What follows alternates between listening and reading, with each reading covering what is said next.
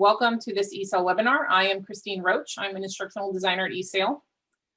Joining me today in a support role is Jerry Pedraza and Lainey Draper. And today our topic is Canvas Gradebook and getting ready for the end of the semester. So how we've structured this webinar is we're going to start with a quick glance at some of the relevant gradebook features. And then we're going to go over a checklist for the end of the semester that dives into each of these topics in a little bit more depth. So we will be going over the grading scheme, assignment groups, downloading a copy of the gradebook. We'll have a very brief mention of submitting grades to Howdy and talk about student access after course conclusion. Our objective today is that participants will be able to successfully navigate and use the Canvas Gradebook features in order to finalize grades. So we're going to start today by looking at some of the gradebook features. So, and this is just a general overview of some of the basic features in Gradebook. So we're going to take a quick glance at the Gradebook features. One of the things that's helpful to be able to do is to arrange all of the columns in an order horizontally that helps you work more efficiently. And so there are a couple of ways to do that. So if you would like to, you can click on the header of the column and drag and drop that column or resize how wide it is.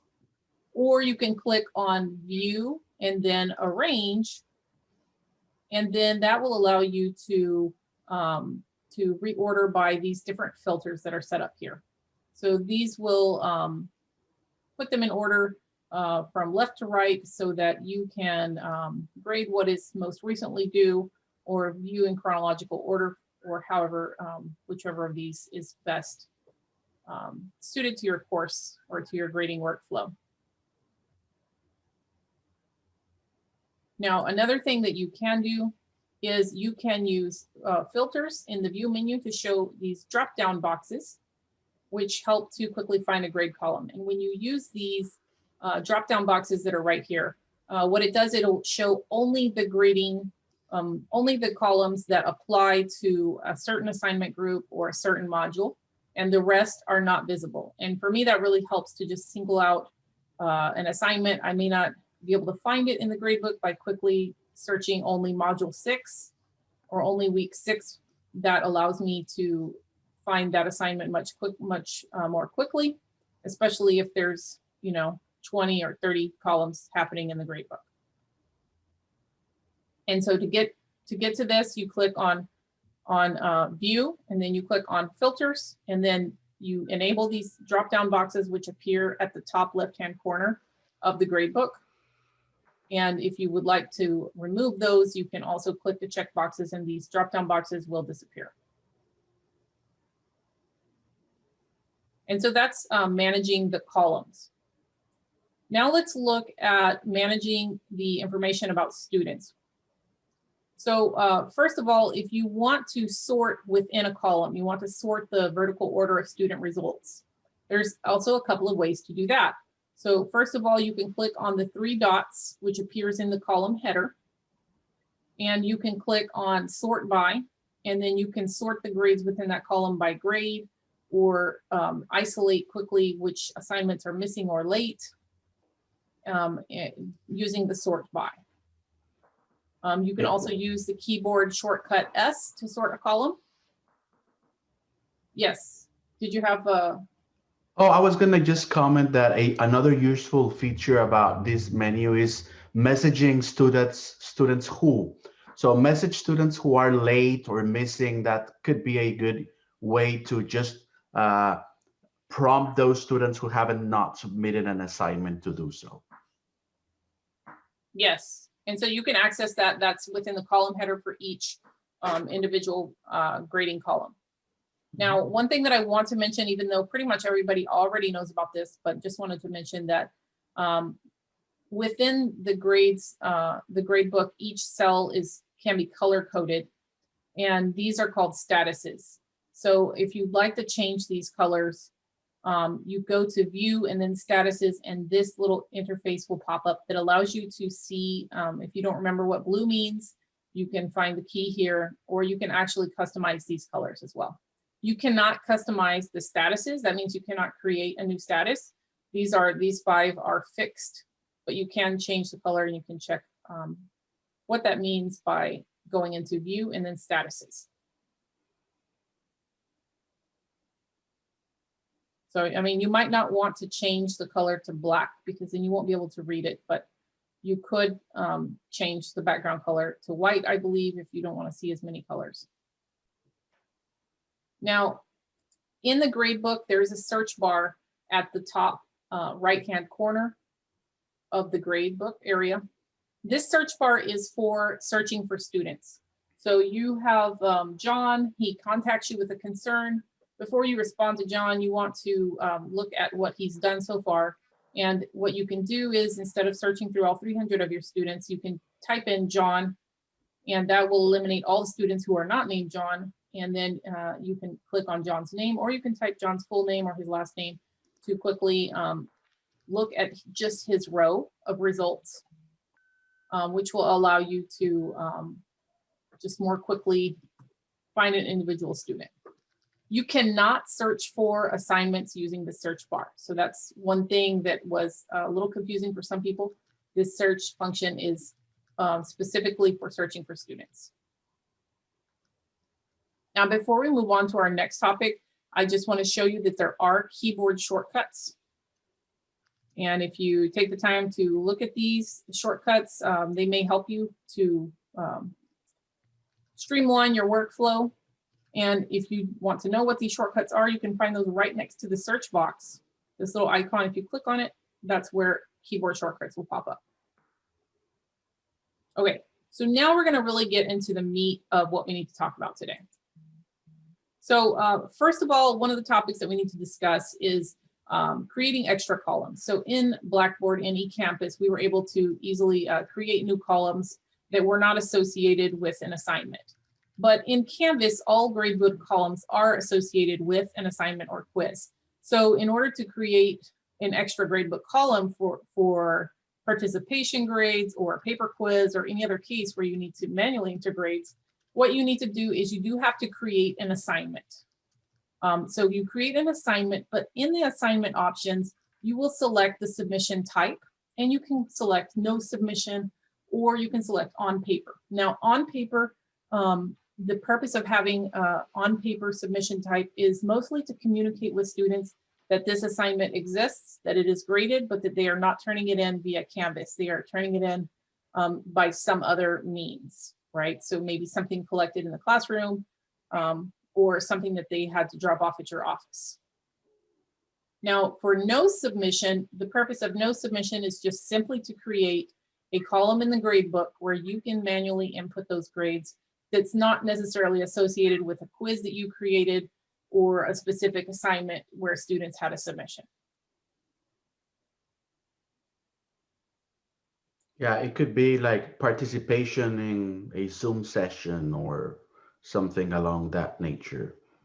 Right. Lots of times there's participation grades that need to be entered, and that's how you'll do that. Also in the gradebook, before we move on, there is a small gear in the far right-hand corner. And when you click on the gear, that is where you can go to edit the grade posting policy. So the grade posting policy has 2 options. Let me just, okay. So this is the interface that pops up when you click on that. So here is where you can set up late policies. And here is where you can set up deductions for the late policy. All right, and then the grade posting policy tab looks like this. And here's where you have 2 choices, automatic or manual. So if you don't want to hide grades from students, the default grading policy is automatic, which means students are able to view their grades and any feedback as soon as that's entered into SpeedGrader or the gradebook. So if you're okay with this, you don't have to change anything in the gradebook or your process. You don't have to worry about it at the end of the semester. Students are able to see that right away. If you want to hide the feedback or hide grades or manually post grades, then you have to select that here. You can also do that in the gradebook column as well. I think there's 2 or 3 different places where you can manually change this. This is at a course-wide level, but you can do it granularly for each column by clicking on the column header, and then you can change the grading posting policy there. And I believe you can also do it in the assignment details page. Now, if you set up manually posting grades, you do need to make sure to post those grades before the end of the semester. Right, and so if you do select to manually post grades, there will be a visibility icon that will let you know, and that's in the grading column. It'll let you know if those grades are visible to students or not.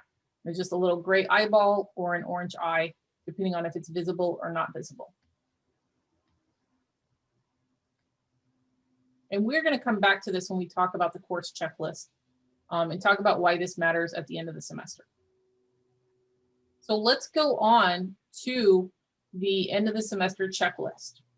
So this is what you need to do to make sure that your grades are posted correctly at the end of the semester and to avoid chaos and anarchy. So you need to review your grading scheme and verify. And first of all, everything that I'm about to go over, we're going to go over in more detail. And hopefully at the end, we'll look at this checklist again, and you will be confident that you know what you need to do. So the first thing that you need to do is review the grading scheme and verify it matches the syllabus. Generally, unless you have an unusual grading scheme set up, you probably don't need to change. You just need to verify that it is set up correctly. Next, if you're using assignment groups, you need to make sure that your groups are set up and that the assignments are placed in the correct group. Right, and then that your group, this includes setting up the percentages or the weight for each group as well. Then you need to make sure that all the grades are entered and no grades are blank or missing. So on students' end, missing grades that have a dash in the cell, they do not appear in the grade calculation. So the students' final grade calculation, what they're viewing, may not be accurate unless you put a 0 in instead of that dash. So you want to make sure that no grades are blank or missing. That will avoid unpleasant surprises. Then you need to make sure that grades are posted and visible to students, because again, this won't be included in the calculation if it's not visible to students. And it's always a good idea to download a copy of your grades once you've put all of those grades in, and keep that for your records. You can download a CSV file. We'll go over that as well. And before you sign out of your course, you want to go into settings, set up permissions to limit or allow student access to the course after the semester concludes. And of course, you need to submit grades to Howdy. So let's go ahead and look at each of these items on this checklist. And to start off, Jerry, why don't you talk to us a little bit about grading schemes?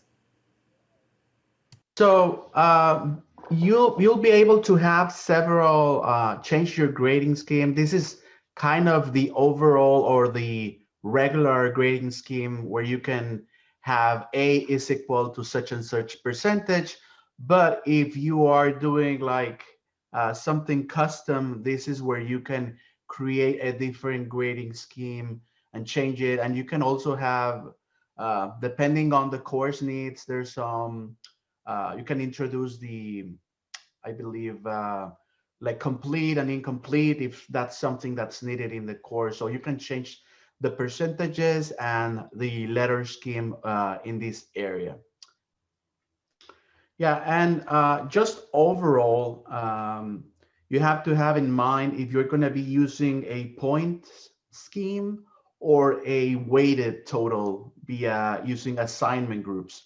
The other option will be just calculate without using those weighted average. It would be doing like adding all the points. That's how some people do it. I prefer the groups and assigning a different weights to those. So yes, setting up assignment groups allows you to organize your assignments into groups that match the categories on your syllabus and to set up a weighted final grade. And so in order to set up assignments, let's take a look at that really quickly and see how that looks. So first you'll click on assignments in the course navigation menu. And then up here on the top right-hand corner, you're going to click on add group. And it's a little plus sign that says group, and click right there. And then on add group, we're going to add a name. And so my category is going to be quizzes. And I'm going to add another group for homework. And I'm going to add a group for midterm exam, which is going to be by itself. And I'm going to add a group for final exam. Last, I'm going to add a group for labs. There we go. Now we have all of our groups. So if you look down here, you'll see all of your groups. And I already have all of my assignments made. So all I need to do is drag the assignment into the correct group. If your assignments are not created, you can add an assignment through adding them directly to the module. Or you can add one right here at the top of the assignment group. Click on the plus sign, and that will allow you to add an assignment. That's how you set up the assignments, and you can move assignments from one group to another at any time. Now let's talk about how to set up those weighted assignment groups. So these are just groups, and by default, Canvas is set up to just calculate based on the points. Now let's adjust the weighting for these groups. So by default, Canvas weights by points, and we'll weight everything equally, but let's set up weighted groups. So at the top of the page again, click on the 3 vertical dot menu, and then click on assignment group weights. Now you have to enable weighting final grade based on assignment groups. And now you'll see each of your groups, and you can add your percentages here, and the total will come down here. So I'm going to say that my midterm is 15 and my final is 15. My labs are 10. My homework is 10. My quizzes are 10. And my assignments are 40. Now I'll save. And now here at the top of each assignment group, you'll see the weight. You can always go back and adjust that as needed. When you create an assignment group, a new column is created in the gradebook that allows students to see the total for that assignment group. So not only can they see the individual grades, but they would be able to see their calculated total in these columns that are created when you create an assignment group. A general recommendation when using assignment groups is that you can create as many as you need. Some people get a little bit discouraged because of the simplified nature of the Canvas grading system. You know, in eCampus, you were allowed to do like grading columns, a lot of customization, and Canvas uses a very simplified approach. But what I tell people is that you can, I mean, if you have like difficult quizzes and not so difficult quizzes, or more different type of assignments, I mean, that are weighted very differently, you can create as many groups as you need to represent those things. A good thing about the Grade Center or the Gradebook is that it automatically creates columns for each of the assignments groups. So at every point in time when things are graded, students have an idea of how well they're doing in the quizzes or in the projects or in whatever assignments categories you have. So let's talk about the next item on our end of the semester checklist, which is downloading a copy of the grade book. So you may want to have an Excel file copy of the gradebook for your own records, or just to, if you prefer to look over them in that format. And so the way to do that is to go to Gradebook, Actions, and then Export. Okay. The Office of Academic Innovation recommends that you export your gradebook in order to review before you post your grades. And so I've included that here as well. The other thing that I wanted to mention that I haven't thought about until this moment is that just a general recommendation, if you decide to keep a copy of the records of that you download from the book, please have that file encrypted. That's what IT recommends, to put it in a zip file and encrypt it, or use some encryption software to keep it safe. In course settings, there's a section about dates and availability of the course. Here, these dates are automatically set by the system. The options that you may want to customize is restricting students from viewing the course after the end date. Now, students will be able to, by default, view the course but not participate after the end date. But if you do not want students to be able to see the course, you need to check this box here. Now, another way to handle this is to set the availability windows on your modules so that they can't be viewed after a certain date. And that is another way to handle access to your course materials. Yeah, that's a very good idea. Just keep in mind that after the course ends, you will not be able to make any changes to your own course, because it's considered like how instructional records or something like that. So you won't be able to modify anything after the end date of the course, which is the official date after all the finals have finished. And at that point, if you're going to reuse the material, what you'll want to do is export it and import it into your development shell or your next course, and then that's where you can make those changes. So, and then the last thing that you'll need to do, of course, is submit those grades to Howdy. I also don't have access to this personally, so I just want to say these are the instructions that come from the lms.tamu.edu page, and you can, it does appear according to their instructions that you can import directly from Canvas those grades, and that is the final step that you need to take in the semester. So we'll take a look back at the end of the semester checklist now. Review the grading scheme and verify it matches the syllabus. And you just want to verify that that matches what your syllabus says. Then you make sure your groups are set up, that each assignment's in the correct group,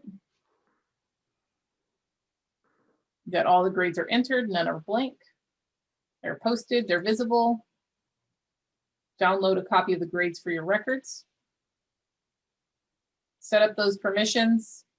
If you'd like to restrict it, whether that is within settings or whether you set up your modules so they're not visible later, or whether you're totally okay with students having access, ongoing access to the materials. That is one thing to go ahead and check, and then submit your grades to Howdy. So wrapping up, I always recommend as a resource the instructor guide and the Canvas community, especially when it comes to the fiddly details of grading. There's a lot of really good information in the forum. Almost every scenario that can be tried has been tried, and you can save yourself time by searching and seeing if someone else has done this already and what the outcome was. Especially if there's something where you suspect that maybe the feature is missing or it doesn't work the way that you expect it to work. That's one of the fastest ways to find that information. But also feel free to send us an email or an email at engrlearntech@tamu.edu for any sort of course development or course Canvas troubleshooting issues, and we are more than happy to help you out with that.